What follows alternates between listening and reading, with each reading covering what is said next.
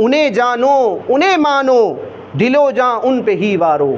या आला हज़रत का शोहर आफाक कलाम है, नेमतें बांटता जिस समत वो ज़ीशान की गया।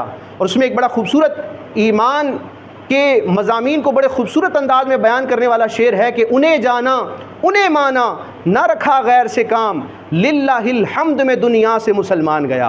तो चूँकि आला हज़रत ने उम्मत को और बड़े सग़ीर के बिलखुसूस मुसलमानों को ये दर्स दिया है कि हुजूर पर हमारी आंखें बंद हैं, अक्ल कुर्बान कुन ब पेशे मुस्तफ़ा, हुजूर के सामने अपनी अक्लों को कुर्बान करना है। हुजूर ने जो फरमा दिया आमन्ना सद्दकना, उस पर चूँ चरा नहीं करनी, बल्कि अपना तन मन धन अपना सब कुछ असासा हुजूर पर कुर्बान करना है।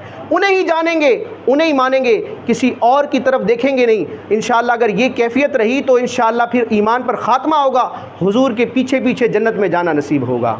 तो आला हज़रत ने जो फरमाया था उन्हें जाना उन्हें माना, ना रखा गैर से काम, लिल्लाहिल हम्द में दुनिया से मुसलमान गया। आला हज़रत के इसी पैगाम और दर्स का ज़िक्र करते हुए यूँ है कि उन्हें जानो उन्हें मानो, दिलो जां उन पे ही वारो, सिखाती है यही सीरत इमाम अहमद रज़ा ख़ां की।